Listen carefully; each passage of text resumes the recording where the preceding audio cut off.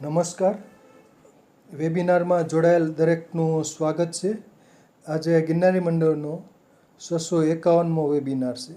વક્તા છે લુણીધારના શાસ્ત્રી શ્રી સંજયભાઈ વ્યાસ સાહેબ, જેઓ આપણને કાલસર્પ યોગ, કારણ અને નિવારણ ભાગ 4માં આજે કાલસર્પ યોગના નિવારણ માટેના વિવિધ ઉપાયો વિશે માહિતી આપશે. શાસ્ત્રી શ્રી સંજયભાઈ વ્યાસ સાહેબને વિનંતી કે તેઓ પોતાનું વક્તવ્ય હવે શરૂ કરી શકે છે. નમસ્કાર સાહેબ. જય ધન્વંતરી.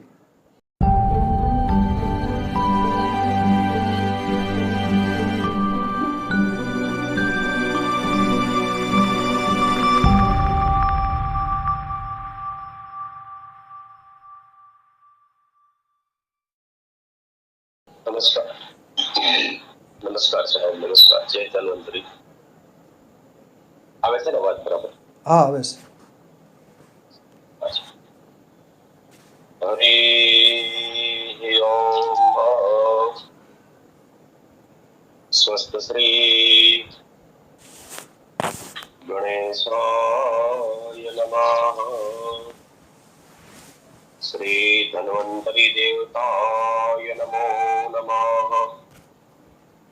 શ્રી બાલપુરુષાય નમો નમઃ.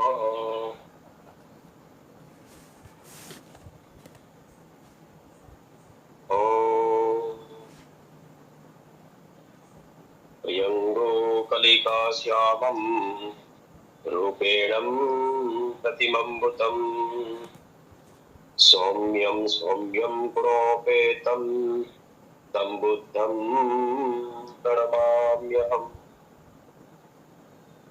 ॐ नवकुलाय विद्महे विषदन्ताय धीमहि तन्नो सर्पः प्रचोदयात्.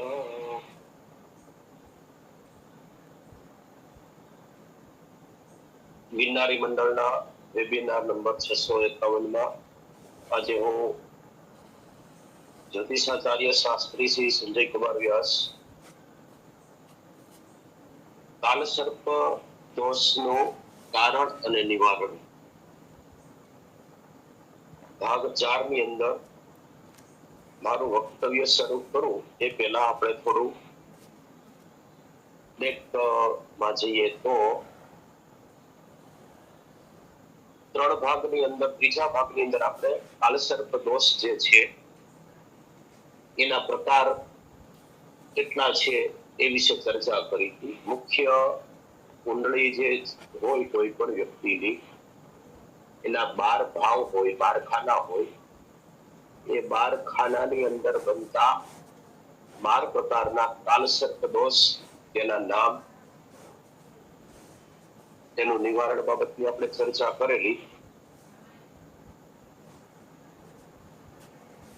આજે આપણે એક કાલસર્પ દોષ જે છે, કોઈ પણ જાતકની કુંડળીની અંદર કાલસર્પ દોષનું નિર્માણ થયેલું હોય, બનેલો હોય, તો એનું નિવારણ શું કરવું? શાસ્ત્રની અંદર આપણે બીજા વેબિનારમાં ચર્ચા થઈ ગયેલી છે કે જ્યોતિષ ગ્રંથો જે છે એમાં કાલસર્પ વિશેનું બહુ ઓછું લખાણ મળે છે. તો કાલસર્પ દોષ જે છે એ સારો છે અને ખરાબ પણ છે.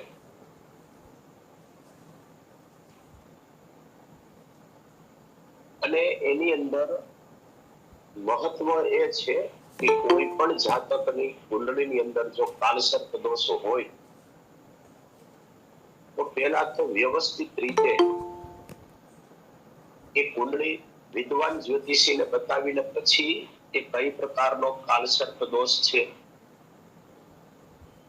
એની એનર્જી છે નેગેટિવ છે કે પોઝિટિવ છે, એટલે કે એનું સારું ફળ મળે છે કે ખરાબ ફળ મળે છે, એ બાબતની વ્યવસ્થિત રીતે ચર્ચા કર્યા પછી એનું નિરાકરણ એટલે કે વિધિ વિધાન જરૂરી છે.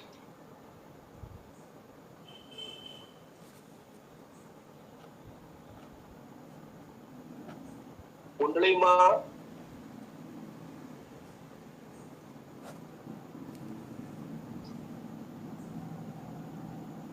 કાળસર્પ દોષનું જોઈએ અને તરત જ આપણે કહીએ કે ભાઈ મારે કાળસર્પ દોષ છે, મને આટલું આટલું ખરાબ ફળ મળે છે, હકીકતમાં એવું નથી હોતું. અથવા તો કુંડળીની અંદર કોઈ એમ જોઈને કે ભાઈ તમારે તો કાળસર્પ દોષ છે, ને તરત જ આપણે ડરી જઈએ છીએ, ઓહો કાળસર્પ દોષ, અને પછી એ ડર ને ડર ધીમે ધીમે આગળ વધતો જાય છે. પણ હકીકતમાં હજી સમજવા જેવું છે કે બધા જ કાળસર્પ જે છે એ નુકસાનકારક નથી હોતા, પણ વર્તમાન સમયની અંદર ઘણી બધી ભ્રમણાઓ છે આના વિશે, અધકચરું જ્ઞાન છે, એના હિસાબે ડર ફેલાયેલો છે. આ યોગ જે છે ને કાળસર્પ યોગ, એ ખરાબ હંમેશા ખરાબ કે અશુભ ફળ આપતો જ નથી, સારું પણ ફળ આપે છે.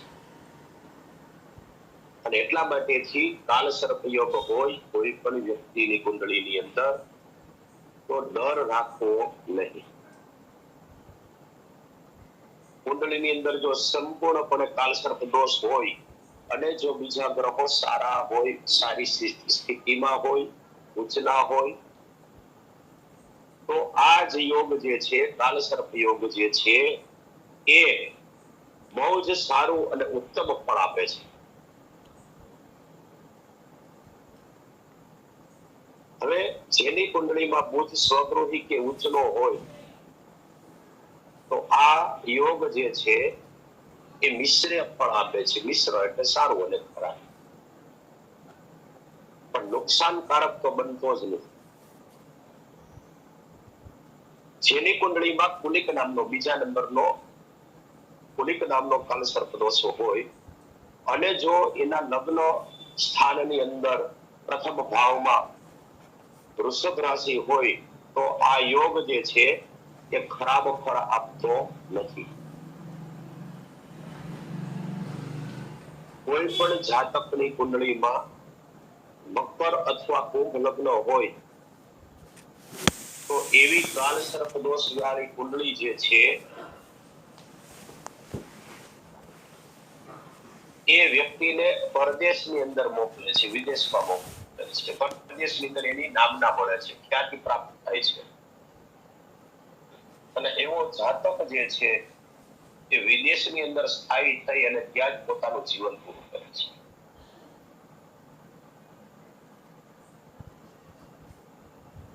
કોઈ પણ ની કુંડળીની અંદર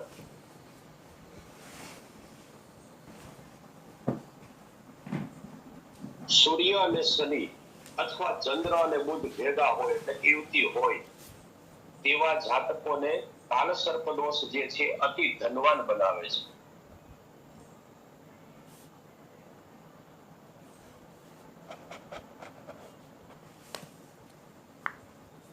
એની સમાજની અંદર એને નામના અને કીર્તિ મળે છે, માન પ્રતિષ્ઠા પ્રાપ્ત થાય છે.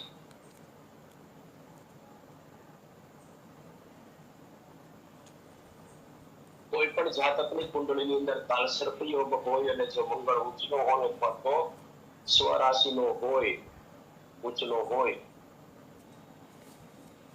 તો એવા જાતકોને નિરોગી સ્વાસ્થ્ય અને તંદુરસ્તી પ્રાપ્ત થાય છે અને ધન સંપત્તિ પ્રાપ્ત થાય છે અને ઊંચા હોદ્દા ઉપર બિરાજમાન થાય છે. જો કોઈ સર્પદોષ વાળી કુંડળી હોય ને એની અંદર બુધાદિત્ય યોગ બનતો હોય તો પણ કાળસર્પ દોષની તીવ્રતા જે છે એ ઘટી જાય છે અને મિશ્ર ફળ આપે છે. જેની કુંડળીમાં કાલસર્પ યોગ હોય અને એની જ કુંડળીની અંદર પંચ મહાપુરુષ યોગ બનતો હોય ત્યારે કાલસર્પ દોષનો ભંગ થાય છે અને સારું ફળ મળે છે. જેની કુંડળીમાં શુક્ર વૃષભ કે તુલાનો હોય અથવા કેન્દ્રમાં હોય ત્યારે કાળસર્પ દોષ જે છે એ નુકસાન કરતો નથી, એટલે કે એને મિશ્ર ફળ આપે છે, સારું અને ખરાબ. આવું બધું વિશ્લેષણ જોતા એવું સાબિત થાય છે કે કાળસર્પ યોગ ભયાનક કે ખતરનાક નથી, પરંતુ સારું પણ ફળ આપે છે.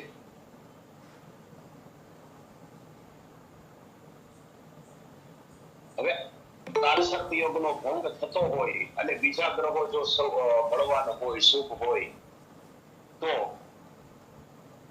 એવા જાતકને આ યોગ જે છે એ ઉચ્ચ હોદ્દાઓ પર બેસાડે છે, વિદેશથી ધન લાભ પણ કરાવે છે, નામના કીર્તિ પ્રખ્યાત સફળતા આવું બધું એને અપાવે છે. ખાસ કરીને મોટા ભાગના જ્યોતિષીઓ,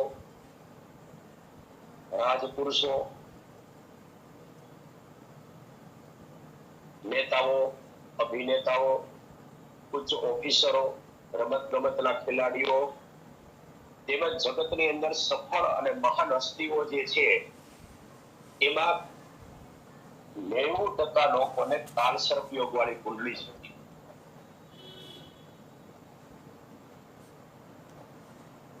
માટે કાળસર્પ યોગ સદાય નુકસાનકારક છે એવું જરાય માનવું નહીં. આ એક વસ્તુ ખરી કે જ્યારે તેની ખરાબ કે કષ્ટદાયક અસર શરૂઆત થાય એવું આપણને લાગે કે હવે આ થોડીક અસર ખરાબ થવા માંડી છે, કારણ કે ગ્રહો ગતિ કરતા હોય છે, ગ્રહો ભ્રમણ કરતા હોય છે. અમુક એવા ગ્રહોની દશા, મહાદશા, અંતરદશા, સૂક્ષ્મ દશા જ્યારે એવી આવતી હોય ત્યારે થોડી ઘણું અશુભ ફળ પ્રાપ્ત થાય. અને આવું જ્યારે થવા બને ત્યારે સમજવું કે ભાઈ આ થોડો ક્રિએટ થયો છે તો એનું નિરાકરણ કરાવી દેવું. એટલે કાળસર્પ દોષ જે છે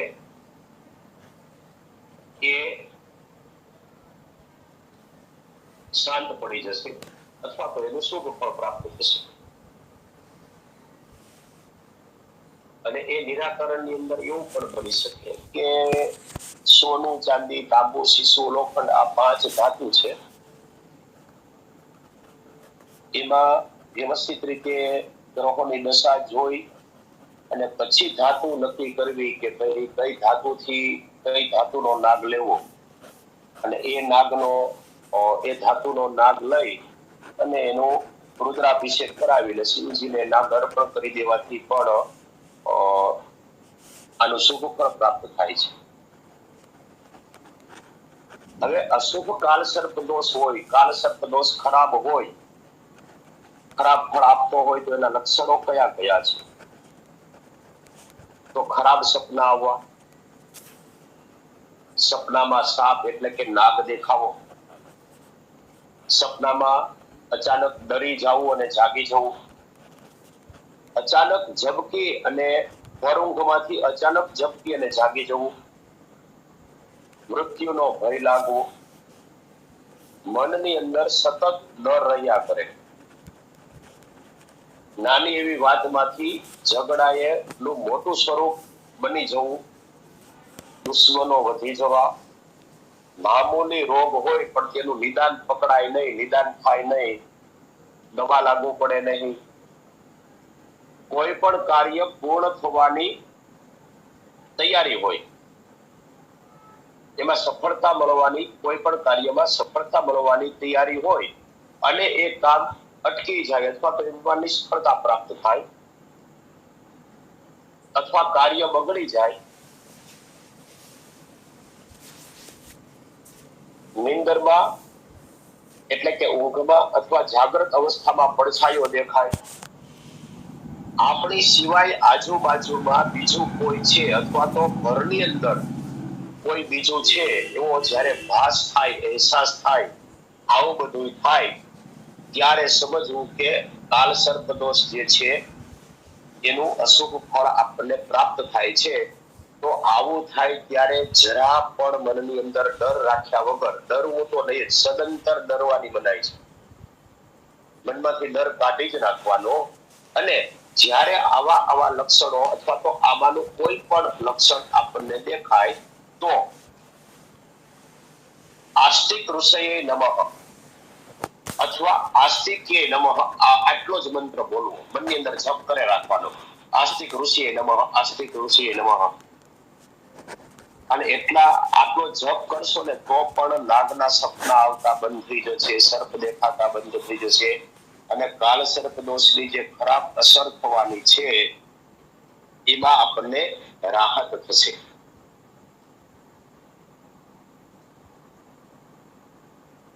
કાલસર્પ યોગ જે છે એની ખરાબ અસરની અંદર એવું છે કે જાતકના જીવનમાં આવતો ભાગ્યોદય હોય, ભાગ્યોદય જે થવાનો હોય એને રોકી રાખે છે. ભાગ્યોદય થવા દેતો નથી, ભાગ્ય ઉઘડતું નથી.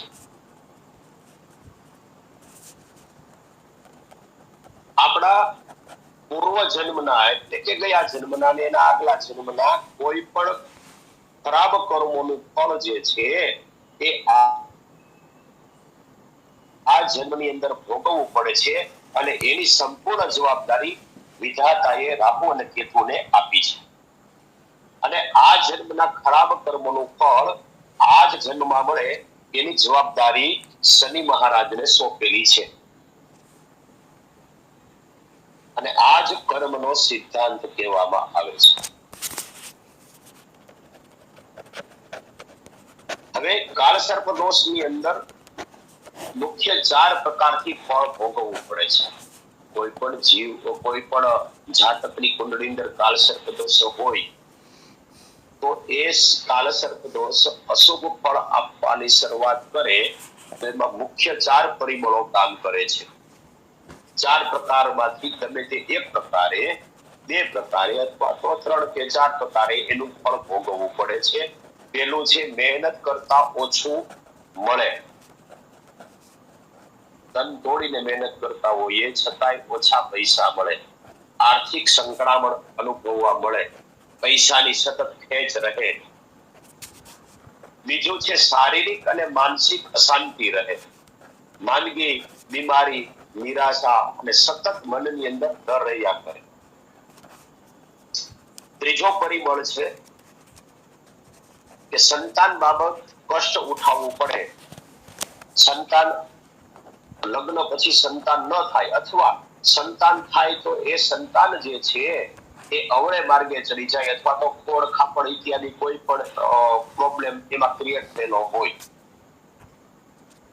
ચોથો પરિબળ છે દાંપત્ય જીવનમાં અસંતોષ રહે.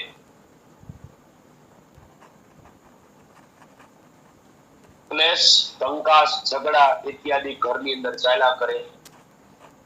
અને વધારે પડતો જો અશુભ કાળસર્પ દોષ હોય તો ડિવોર્સ સુધી પણ વાત પહોંચી જાય છે. તો આ 4 પરિબળો આ કાળસર્પ દોષની અંદર મુખ્ય બતાવેલા છે. અને એના દ્વારાથી જાતકને કાળસર્પ દોષ જે છે એનું અશુભ ફળ પ્રાપ્ત થાય છે. જ્યારે આવું લાગે, આવી અશુભ અસર દેખાવા લાગે ત્યારે એ નિવારણ માટે જીવનની અંદર 3 તબક્કે આપણે આગળ જોઈ ગયા છીએ કે અશુભ ફળ આપનાર કાળસર્પ દોષ હોય તો જીવનમાં 3 તબક્કામાં કાળસર્પ દોષનું નિરાકરણ કરાવવું જોઈએ.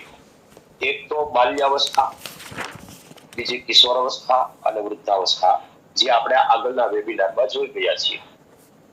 આ પ્રમાણે જો કરાવવામાં આવે તેમજ પિતૃદોષની શાંતિ જો કરાવવામાં આવે તો કાળસર્પ દોષ જે છે એ શાંત થઈ જાય છે. એટલે કે એનું શુભ ફળ પ્રાપ્ત થાય છે.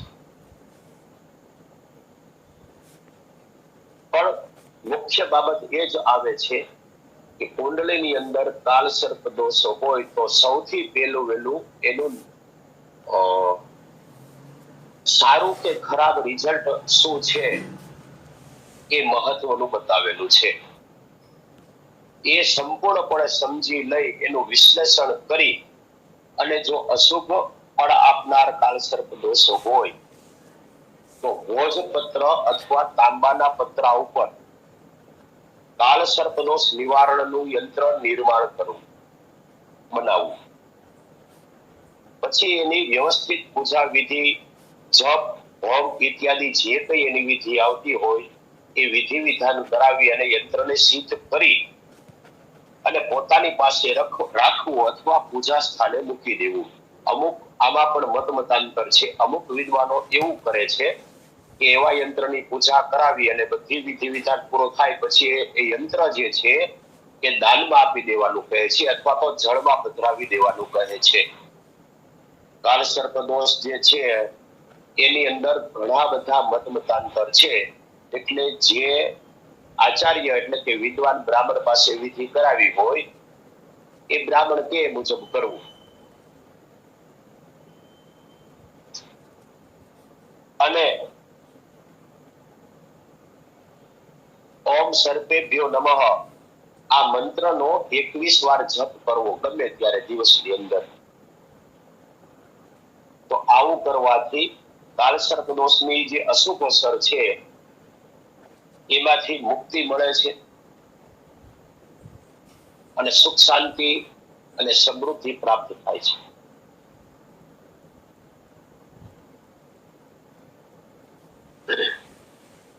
કાળસર્પ દોષ જે છે એની વિધિ શાસ્ત્રોક્ત વિધિ જેને કહેવામાં આવે છે એ બે પ્રકારે થાય છે. એક તો જપાત્મક થાય છે અને બીજી છે હોમાત્મક. બીજો પ્રકાર છે હોમાત્મક. આમ તો ઘણા બધા કાળસર્પ દોષના નિવારણ માટેની ઘણી બધી વિધિ છે, ઘણા બધા પ્રકાર રહેલા છે, ઘણા બધા છે. એ બ્રાહ્મણો ઉપર આધાર રાખે છે, બ્રાહ્મણ કયા પ્રકારે વિધિ વિધાન કરે છે. પરંતુ મુખ્ય બે પ્રકાર બતાવ્યા છે કે જપાત્મક એટલે કે જપ કરી અને વિધિ પરિપૂર્ણ કરી અને હોમાત્મક એટલે કે યજ્ઞ યાગાદિ કરી અને આ વિધિ પરિપૂર્ણ કરવી. પણ આ બધી વિધિ વિધાન જે છે ઘણા બધા પુસ્તકો આના માટે બહાર પડેલા છે હમણાંથી.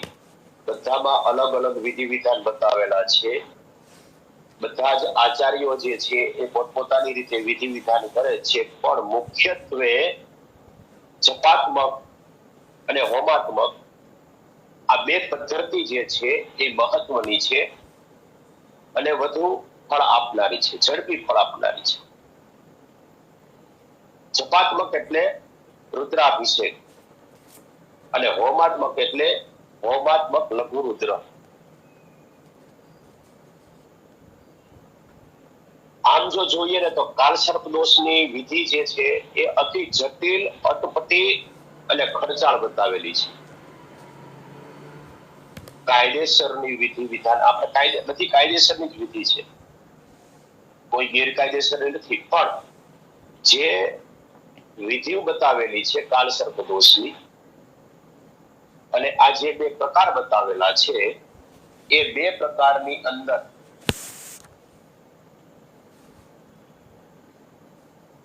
રુદ્રાભિષેક કરવાનો બતાવ્યો છે અને હોમાત્મક લઘુરુદ્ર યજ્ઞ કરવાનું બતાવ્યું છે.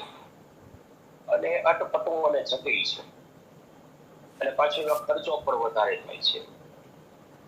પણ વિધિનું યોગ્ય ફળ પ્રાપ્ત કરવું હોય તો સૌથી પહેલા કોઈ પણ વિદ્વાન પાસે કુંડળી બતાવી અને એનું સારું કે ખરાબ ફળ જાણી લીધા પછી આ વિધિ વિધાનમાં આગળ વધવું. હવે જ્યારે વિધિ વિધાન કરવાનો હોય છે ત્યારે કેવી રીતે થાય છે? તો કાળસર્પ દોષ નિવારણ માટે પંચ ધાતુ આપણે આગળ બતાવી, સોનું, ચાંદી, તાંબુ, શીશુ અને લોખંડ. આ પાંચ ધાતુ જે છે એના 9 નાગ લેવાના અથવા 5 નાગ લેવાના અથવા 3 નાગ લેવાના. એ કાળસર્પ દોષનો પ્રકાર જે હોય એના ઉપર આધારિત આ બધી વસ્તુ છે.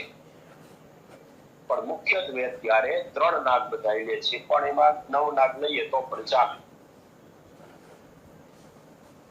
એ નાગ લઈ અને એની પ્રાણ પ્રતિષ્ઠા, પૂજા, વિધિ વિધાન કરી અને એ નાગ જે છે એના ઉપર લઘુ રુદ્રાભિષેક જેને કહેવામાં આવે છે, શતરુદ્રી જે છે પુસ્તક શિવજીને અતિ પ્રિય છે,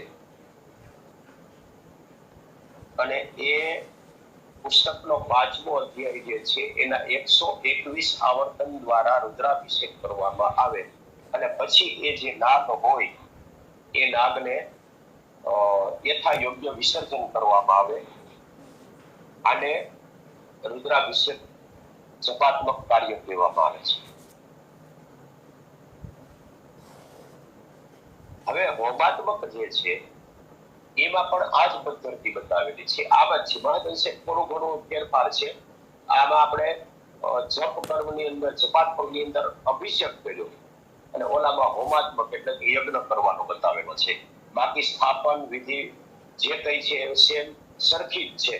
ફેર એટલો જ થાય છે કે જ્યારે અભિષેક કરવાનો આવે તો 21 આવર્તન બ્રાહ્મણો બોલતા હોય, મંત્ર બોલતા હોય અને યજમાન જે છે એ પોતે નવનાગ અને શિવલિંગ ઉપર જળધારા, પયધારા એટલે કે દૂધ મિશ્રિત, દૂધ, તલ જે કઈ દ્રવ્ય હોય એ દ્રવ્ય મિશ્રિત પાણી જળથી શિવજી મહારાજ અને નાગ દેવતા ઉપર અભિષેક ચાલુ રાખે છે.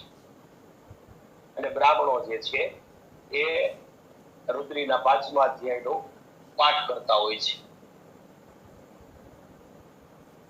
અને હોમાત્મક જે કાર્ય થવાનું હોય છે, લઘુ રુદ્ર હોમાત્મક કાર્ય, એની અંદર આજ પ્રમાણેની વિધિ વિધાન થાય, પણ અભિષેક કરવામાં નથી આવતો, પણ એના બદલે યજ્ઞની અંદર, અગ્નિની અંદર આહુતિ આપવામાં આવે છે. એ પણ 121 આવર્તન દ્વારા. આ મુજબ વિધિ વિધાન થઈ ગયા પછી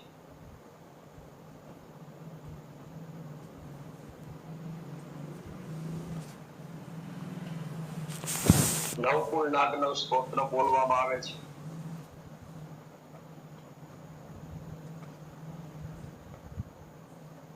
અને મનસા દેવીનું સ્તોત્ર જે છે એ બોલવામાં આવે છે, એટલે તેનો પાઠ કરવામાં આવે છે.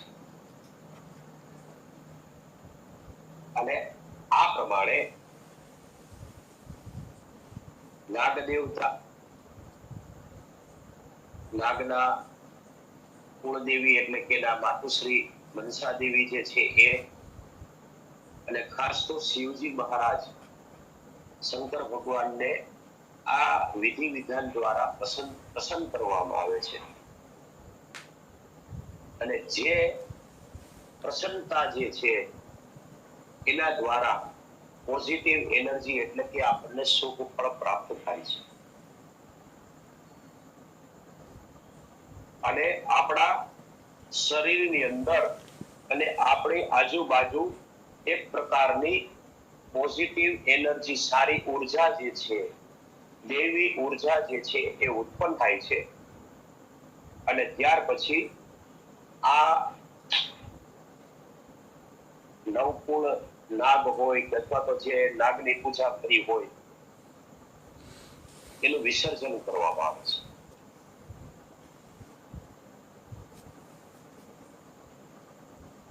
અમુક વિદ્વાન બ્રાહ્મણો એવી પણ ક્રિયા કરે છે કે અવકૃત સ્નાન પણ કરાવે છે, અભિષેક મંત્ર પણ બોલે છે. તો એમાં એવું પણ કરે છે કે જે જાતક એટલે કે જે વ્યક્તિની વિધિ કરવાની હોય, કરેલી હોય, એ વ્યક્તિના ખોળામાં આ નાગ જે હોય એને આપે છે, ધાતુના નાગ.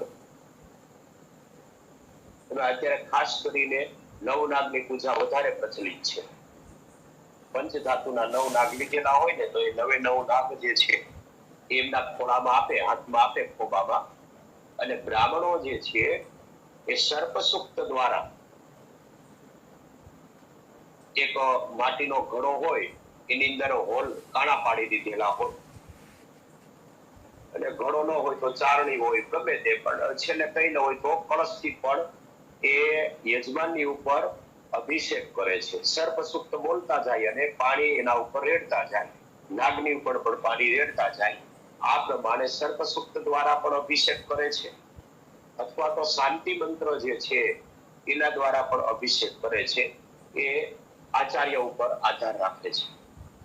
તો આ પ્રમાણે જેને અવભૃત સ્નાન કહેવામાં આવે છે, અથવા તો જેને અભિષેક કહેવામાં આવે છે, યજમાન ઉપર કરેલો અભિષેક, આવો અભિષેક કરવામાં આવે છે. અને અભિષેક થઈ ગયા પછી આ નાગ જે છે એને વિસર્જન કરવામાં આવે છે. તો એક નાગ જે છે એ શિવ મંદિરે અર્પણ કરવામાં આવે છે. બીજો નાગ હોય કોઈ પણ એક બીજો, એને જળમાં રમતો મૂકી દેવામાં આવે છે. હવે આમાં પણ મતમતાંતર રહેલા છે નાગના વિસર્જનમાં. અમુક વિદ્વાનો એવું પણ કરે છે કે એક શિવ મંદિરે નાગ મુકાવે છે, એક નાગને રાપડો હોય ત્યાં મુકાવે છે, એક નાગ જંગલમાં છોડી દેવામાં આવે છે, અને એક નાગને જમીનમાં નાખી દેવામાં આવે છે, અને બાકીના જે નાગ વધ્યા હોય એ બધાને જળની અંદર રમતા મૂકી દેવામાં આવે છે. મતમતાંતર આની અંદર ઘણા બધા રહેલા છે કે જે તે વિધિ કરાવનાર આચાર્ય હોય એના ઉપર આધાર રાખે છે કે આનું વિસર્જન કેવું કરવું. પણ આપણે જે કંઈ કરીએ વિધિ વિધાન, એની અંદર સંપૂર્ણપણે શ્રદ્ધા રાખવામાં આવે, વિશ્વાસ રાખવામાં આવે, અને શાસ્ત્રોક્ત પદ્ધતિ મુજબ જો આ વિધિ કરવામાં આવે તો કાલસર્પ દોષ જે છે એ અચૂક ફળદાયી બને છે, એનું શુભ ફળ પ્રાપ્ત થાય જ છે. માટે વ્યવસ્થિત રીતે જો વિધિ કરાવવામાં આવે તો કાલસર્પ દોષનું અચૂક નિવારણ થાય છે અને એનું શુભ ફળ પ્રાપ્ત. હવે વિધિ કરવાની હોય તો એની અંદર યજમાને પણ નિયમો પાળવાના બતાવેલા છે.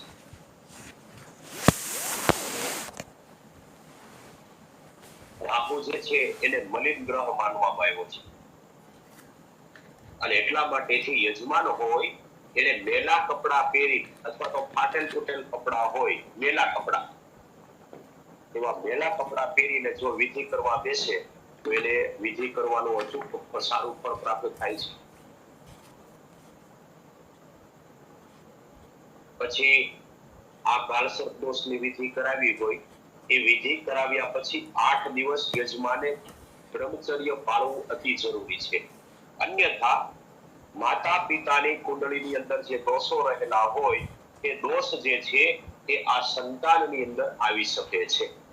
માટે અઠવાડિયું અથવા તો 10 દિવસ અચૂક બ્રહ્મચર્ય પાળવું જોઈએ. વિધિ સમયે ગુસ્સો કરવો નહીં, મિથ્યા ભાષણ, ખોટો વાર્તાલાપ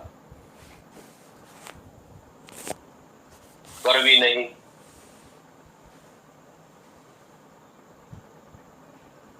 આ વિધિ જે છે એની અંદર રાહુ, સર્પ, દેવી દેવતાઓનું જેટલું જ મહત્વ છે એટલું જ મહત્વ બ્રાહ્મણોનું, એટલે કે વિધિ કરાવનાર આચાર્યનું રહેલું છે. અને એટલા માટેથી બ્રાહ્મણોને પગે લાગીને એમના આશીર્વાદ મેળવવા, બ્રાહ્મણોને પ્રસન્ન રાખવા, અને આવું કરવામાં આવે તો એ વિધિ વિધાન જે છે એ ત્વરિત શીઘ્ર શુભ ફળ આપનાર બને છે. ભૃગુ સંહિતામાં એમાં બધામાં લખેલું છે કે જેનો રાહુ ખરાબ હોય એમણે કાંઈ ન કરે તો કાંઈ નહીં, કોઈ પણ વિધિ વિધાન ન કરે તો પણ કાંઈ નહીં, દરરોજ શિવજી મહારાજને જળ ચડાવે અને બ્રાહ્મણને પગે લાગે ને તો પણ રાહુ શાંત થઈ જાય છે. તો આ મુજબ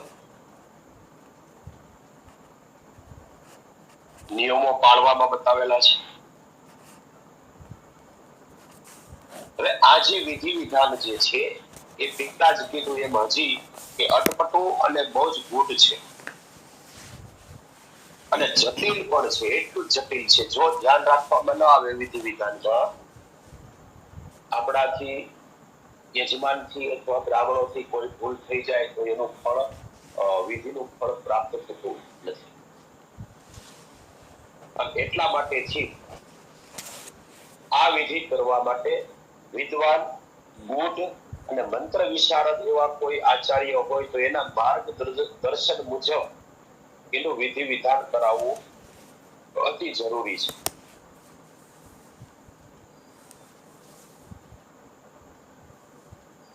હવે અત્યારે આ અટપટી અને જટિલ અને ખર્ચાળ વિધિ વિધાન છે એટલે પછી વિદ્વાન આચાર્યો જે છે એ ઘણા બધા પ્રકારે વિધિ વિધાન કરે છે. અને અત્યારે જે પ્રચલિત વિધિ છે એકદમ શોર્ટ એન્ડ સ્વીટ,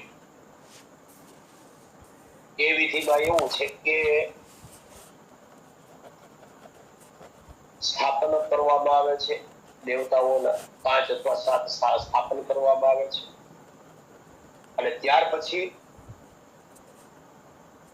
પંચ ધાતુના 9 નાગ લઈ રાહુ, કેતુ અને મનસા દેવીનું પૂજન કરી, 9 નાગનું પૂજન કરી અને ગ્રહ શાંતિ કરી અને ત્યાર પછી બીજો યજ્ઞ યાગાદી એટલે કે દેવી દેવતાઓ જે હોય, સ્થાપિત દેવતાઓને બધા, એની આહુતિઓ આપી અને રાહુના મંત્રથી 108 આહુતિ આપે છે.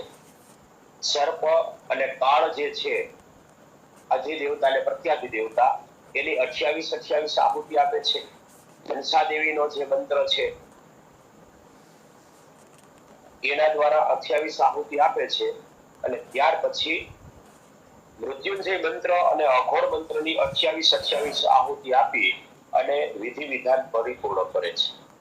એની અંદર પંચસુક્ત પણ બોલવામાં આવે છે, જેમાં રુદ્ર સૂક્ત, સર્પ સૂક્ત, યમ સૂક્ત, રાહુ સ્તોત્ર અને મનસા દેવીનું સ્તોત્ર, આ પંચસુક્ત જે કહેવામાં આવે છે એનો પાઠ કરવામાં આવે છે અને કાલસર્પ દોષનું નિવારણ કરી અને વિધિ પરિપૂર્ણ કરવામાં આવે છે.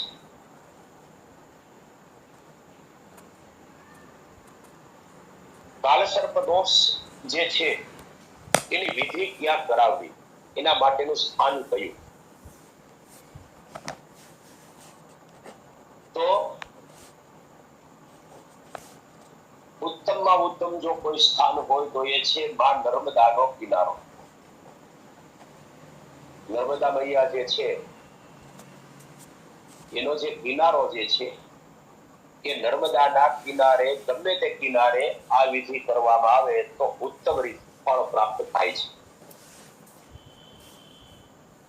હવે બધા માટે તો નર્મદાના કિનારે જવું શક્ય નથી હોતું. અત્યારે જો કે ભગવાનની પરમ કૃપા છે, બધાને ઘણા બધા નર્મદા કિનારે આ વિધિ કરાવવા જાય છે, પણ અમુક વ્યક્તિઓ આર્થિક પરિસ્થિતિ એવી હોય તો એ નર્મદા કિનારે ન પહોંચી શકે તો શું કરવું?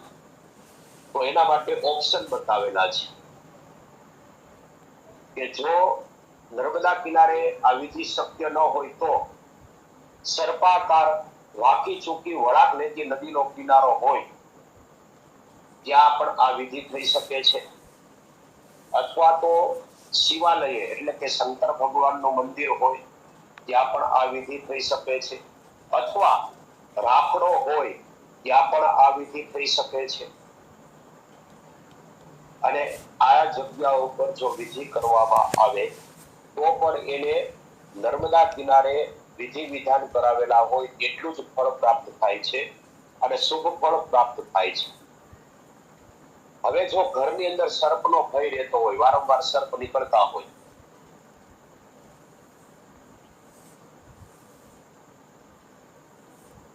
ઘરની અંદર સર્પના દર્શન થતા હોય, નાગ નીકળતા હોય, ગમે ત્યાં આપણે રસ્તે જતા હોય ને વચ્ચે નાગ આડા પડતા હોય ને, અથવા તો આજુબાજુમાંથી આપણે જતા હોય ને આજુબાજુમાં નાગના દર્શન થાય આપણને,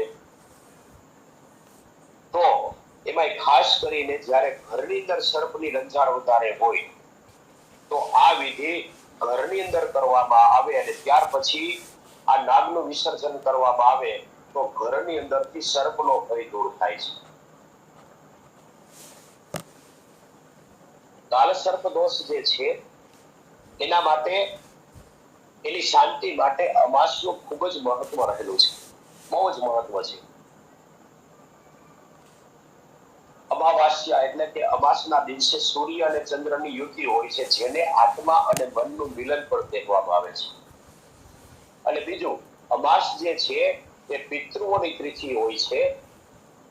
તે દિવસે પિતૃઓ જે છે એ સંપૂર્ણપણે જાગ્રત અવસ્થામાં હોય છે.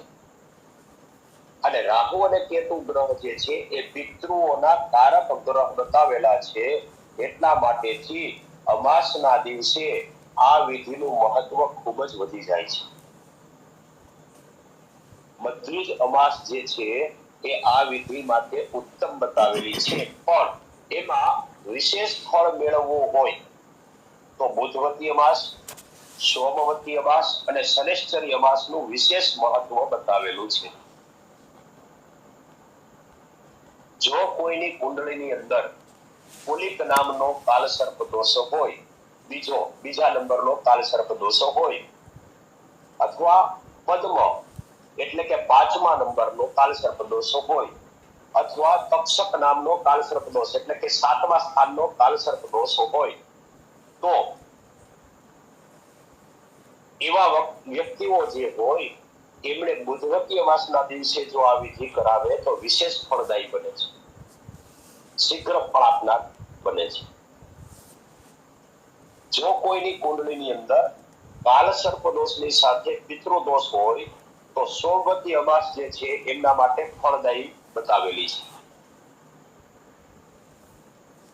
અને જો કાળસર્પ દોષની સાથે વિષ દોષ હોય, વિષ દોષ, વિષયોગ જેને કહેવામાં આવે છે, એ વિષયોગ હોય તો શનૈશ્ચરી અમાસ એટલે કે શનિવારની અમાસ આવતી હોય તો એવા દિવસે આ અમાસ જે છે એ ફળદાયી બતાવેલી છે. બાકી હજી કહું છું કે બધી અમાસ કાળસર્પ દોષ માટે બધી અમાસ શુભ ફળ આપનારી જ છે, પરંતુ આ જે મેં 3 અમાસની વાત કરી, બુધવતી, સોમવતી અને શનૈશ્ચરી અમાસ, એ વિશેષ ફળ મેળવવા માટેની જ વાત છે.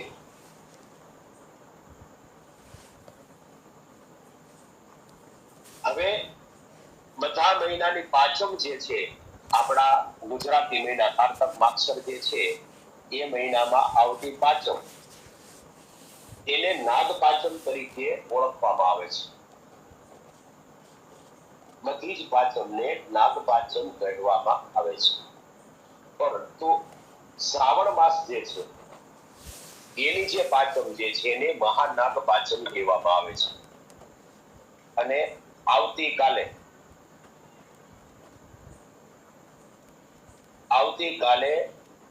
પાંચમ નાગ પાંચમ છે. આપણે ભાષામાં અમારે તો અહીંયા લોહાણાની નાગ પાંચમ તરીકે અમે એને ઉજવીએ છીએ.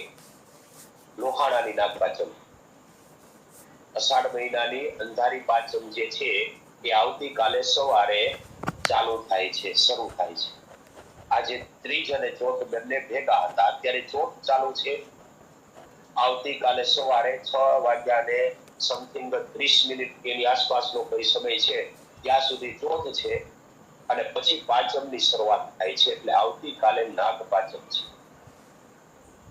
એટલે ઉત્તમમાં ઉત્તમ આવતીકાલની પણ પાંચમ ગણી શકાય. તો આ પાંચમની તિથિ આવતી હોય અને એ દિવસે જો કાળસર્પની શાંતિ કરવી હોય તો પણ થઈ શકે છે અને શુભ ફળ પ્રાપ્ત થાય છે. પોતાની જન્મ તિથિ અથવા જન્મ નક્ષત્ર હોય ત્યારે પણ કાળસર્પ દોષની વિધિ થઈ શકે છે. સર્પનું નક્ષત્ર જે છે એ છે આશ્લેષા નક્ષત્ર, અને જે દિવસે આશ્લેષા નક્ષત્ર હોય તે દિવસે પણ જો આ વિધિ કરવામાં આવે તો પણ એ શુભ ફળ પ્રાપ્ત થાય છે. હવે દિવસની કુંડળી જો કાઢવામાં આવે અને એમાં જો સર્પ યોની આવતી હોય તો તે દિવસે પણ જો આ વિધિ કરવામાં આવે તો પણ કાલ સર્પ દોષનો વિધિનું શુભ ફળ પ્રાપ્ત થાય છે. બુધઃ હન્યાત રાહુ દોષમ.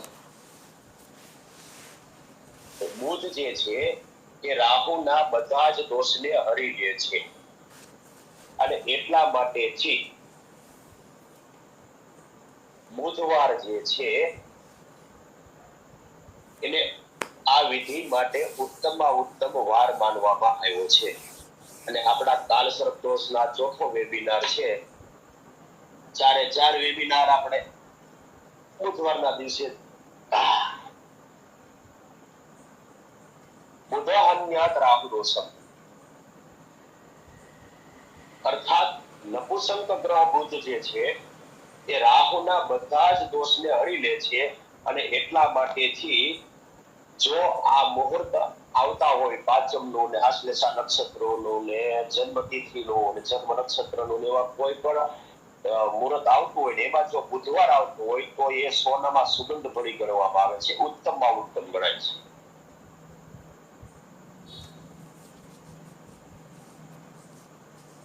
આ પ્રમાણે કાલસર્પ દોષ જે છે એનું વિધિ વિધાન શોર્ટ એન્ડ સ્વીટ બહુ જ સારી રીતે ટૂંકમાં આપની સામે આ પ્રસ્તુત કર્યું છે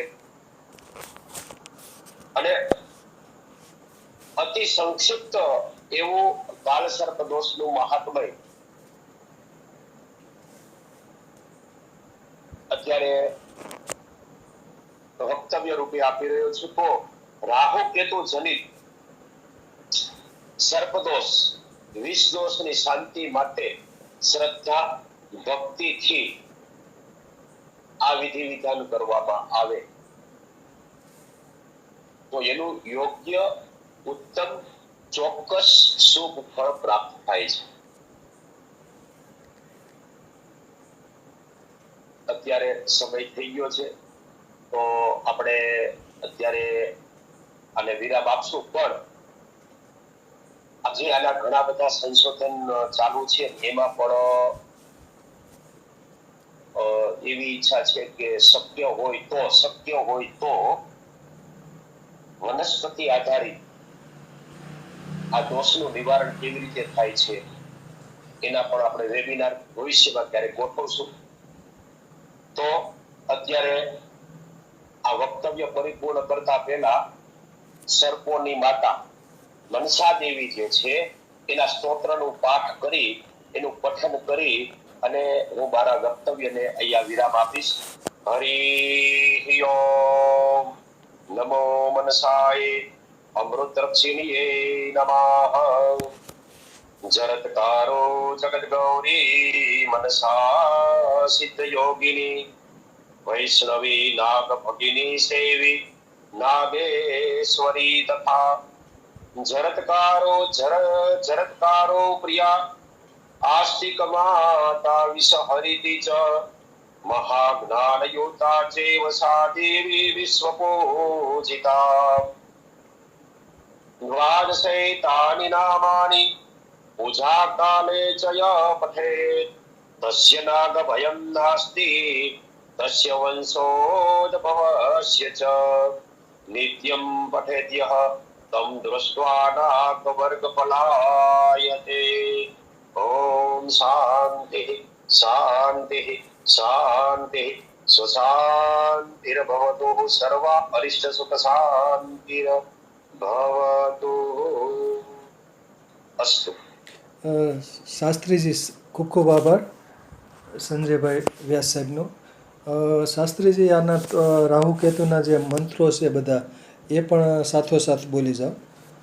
જે વિધિ વિધાન વખતે ટૂંકા મંત્રો જે બોલતા હોય શાસ્ત્રોક્ત વેદોક્ત કે અથવા જે ટૂંકા મંત્રો બોલતા હોય બીજોક્ત મંત્ર તો એ મંત્રો પણ બોલી જાઓ. હાજી સર, હાજી. હવે રાહુ અને કેતુ બધાના વેદોક્ત અને શાસ્ત્રોક્ત પુરાણોક્ત અને ઘણા બધા મંત્રો છે. પણ એમાં હું બધું મિક્સ કરીને બોલીશ. બીજ મંત્ર સહિત બધું આખું જેને સંપુટ કહેવામાં આવે છે, સંપુટ મારી સંપુટ થી હું એ મંત્રનો સૌથી પહેલા રાહુ નો મંત્ર આપણે બોલીશું. હરિ ઓમ ભ્રામ હ્રીમ બ્રૌમ સહ ઓમ ભૂર્ભુવ સ્વઃ ઓમ કયાન ચિત્ર આભુવદુતિ સદાવૃત સખા કયા સતિષ્ઠયાવૃતા ઓમ સ્વઃ ઓમ ભુવઃ ઓમ ભુઃ ઓમ સઃ ઓમ ભ્રૌમ ભ્રીમ ભ્રામ ઓમ રાહવે નમઃ. આની અંદર બીજ મંત્ર આવી ગયો છે અને વેદોક્ત મંત્ર આવી ગયો છે. હવે આનો પુરાણોક્ત મંત્ર છે રાહુદેવનો, એ છે હરિ ઓમ અર્ધકાય મહાવીર્ય ચંદ્રાદિત્ય વિમર્દનમ સિંહિકા ગર્ભ સંભૂતમ તમ રાહુ પ્રણમામ્યહમ. આ એનો પુરાણોક્ત મંત્ર છે. અને રાહુનું સ્તોત્ર જે છે એ છે ઓમ રાહુર્દાનવ મંત્રી ચ સિંહિકા ચિતનંદન અર્ધકાય સદા ક્રોધે ચંદ્રાદિત્ય વિમર્દનમ રૌદ્ર રુદ્ર પ્રિયો દૈત્ય સ્વર ભાનુર ભાનુ ભીતદ ગ્રહરાજ સદા વાયુરાકાતિથ્ય વિલાસક કાલદષ્ટિ કાલરૂપઃ શ્રીકંઠ હૃદય શ્રયઃ વિદ્યુન્તુમ સિંહિકેયો ઘોર રૂપો મહાબલઃ ગ્રહ પીડા કરો દ્રષ્ટિ રક્ત નેત્રો મહોદરા પંચવીસવિતમે નામાની સ્મૃત્વા રાહુ સદા નરઃ યહ પઠેત મહતી પીડા તસ્ય નશ્યતિ કેવલમ આરોગ્યમ પુત્રમ અતુલમ શ્રિયમ ધાન્યમ વસુલમ તથા દદાતિ રાહુસ્તસ્મે યહ પઠેત સ્તોત્રમ ઉત્તમમ સતતમ પઠતે યસ્તુ જીવેત વર્ષ શતમ નરઃ ઇતિ રાહુ સ્તોત્ર સંપૂર્ણમ. હવે કેતુ જે છે એનો બીજોક્ત અને વેદોક્ત મંત્ર જે છે બીજ મંત્ર દ્વારા સંપુટ કરેલો ઓમ પ્રામ પ્રીમ પ્રોમ સહ ઓમ ભૂર્ભુવ સ્વઃ ઓમ કેતુ પ્रणवन्न કેતવે તે સોમર્યા અપેશસે સમુખદ્વીરજાયથઃ ઓમ સ્વઃ ઓમ ભુવઃ ઓમ ભુઃ ઓમ સઃ ઓમ પ્રોમ પ્રીમ પ્રામ ઓમ કેતવે નમઃ. હવે એનો પુરાણોક્ત મંત્ર છે હ્રીમ બલાસપુષ્પસંકાશમ તારકાગ્રહમસ્તકમ રૌદ્રમ રૌદ્રાત્મકમ ઘોરમ તમ કેતુ પ્રણમામ્યહમ. આ એનો પુરાણોક્ત મંત્ર છે. ત્યાર પછી કેતુ મહારાજનું સ્તોત્ર જે છે ઓમ શ્રી ગણેશાય નમઃ કેતુઃ કાલઃ કલયિતા ધૂમ્રકેતુ વિવર્ણકઃ લોકકેતુર્મહાકેતુર્ભર સર્વકેતુર્ભયપ્રદ રૌદ્ર રુદ્રપ્રિયો રુદ્ર ક્રૂર કર્મા સુગંધૃતમ પલાલધૂમ સંકાશમ ચિત્રયજ્ઞોપવિકૃતમ તારાગણ વિમર્દિનીં ચમ જૈમિનિયો ગ્રહાધિપ શિખિધ્વજ પ્રાણ હરે અનિલો યુદ્ધ્રુમો યમાત્મજ પંચવિંશતિ નામાની કેતુર્યા સતતમ પઠે તસ્ય નશ્યન્તિ બાધાશ્ચ સર્વા કેતુ પ્રસાદતઃ ધન ધાન્ય પશુનાં ચ ભવેદ વૃદ્ધિ ન સંશયઃ ઇતિ કેતુ સ્તોત્રમ સંપૂર્ણઃ. ખૂબ ખૂબ આભાર શાસ્ત્રી શ્રી સંજયભાઈ વ્યાસ સાહેબનો. સરસ સમજૂતી આપી કાલસર્પ યોગ વિશે 4 ભાગમાં. કાલસર્પ યોગના વિવિધ પ્રકારો પણ જણાવ્યા, એની વિધિ પણ આજે સરસ રીતે સમજાવી છે. ખૂબ ખૂબ આભાર. સરસ રહ્યું વક્તવ્ય. અશોકભાઈ જાની સાહેબ કંઈક 2 શબ્દો કહેવા હોય તો કહી શકે છે. અશોકભાઈ જાની સાહેબ.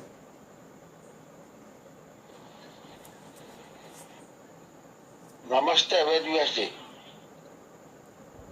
નમસ્કાર સાહેબ. નમસ્કાર દાદા. તમે રાહુ સ્તોત્ર બોલ્યા, એમાં રાહુ કેટલા નામ આવે?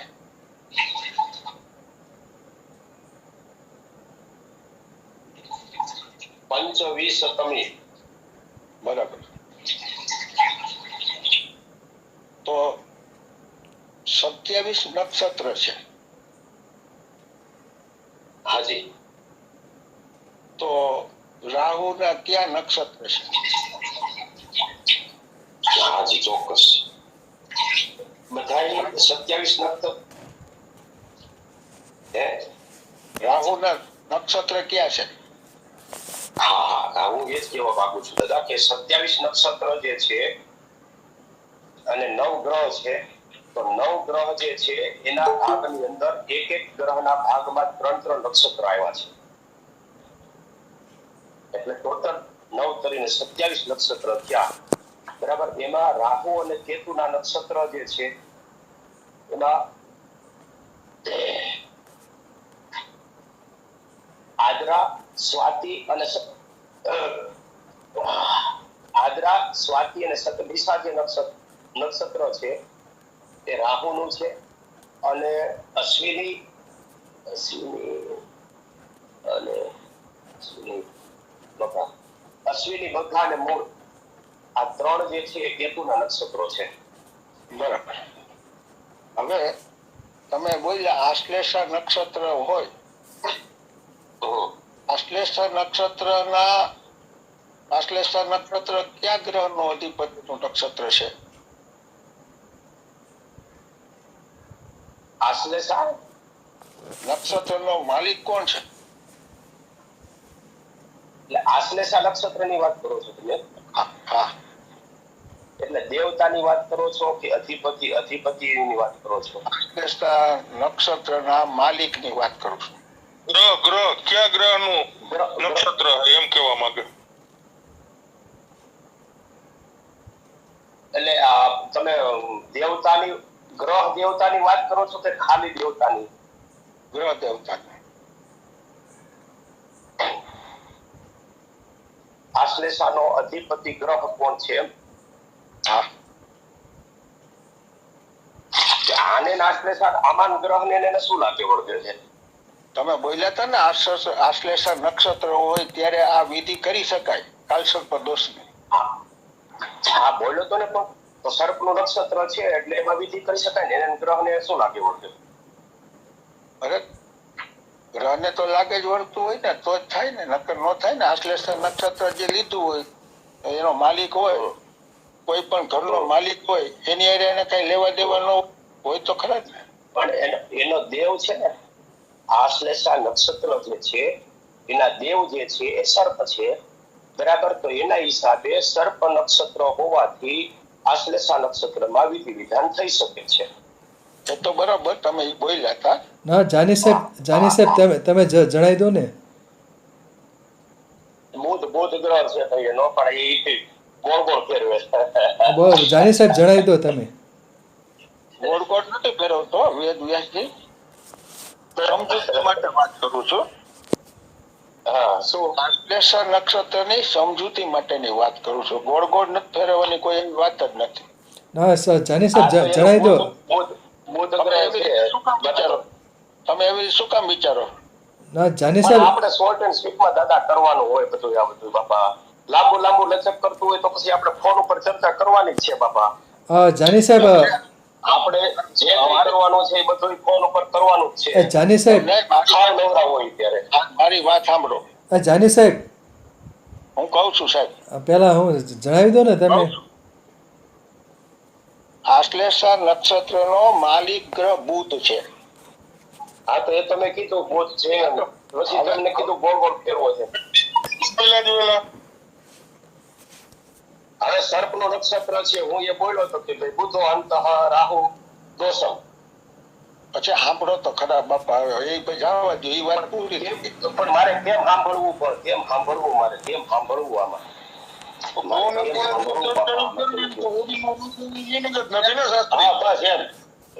વેબિનાર હું કામ કરે તો પ્રશ્ન આવું બધું કરવું હોય ને ગોળ ગોળ કરવું હોય ને તો તમારે મને ફોન કરવાનો, એટલે હું તમને A to Z વસ્તુ સમજાવી દઉં. A to Z. અને રૂબરૂ આવો તો દાદા બહુ મોજ આવી જાય.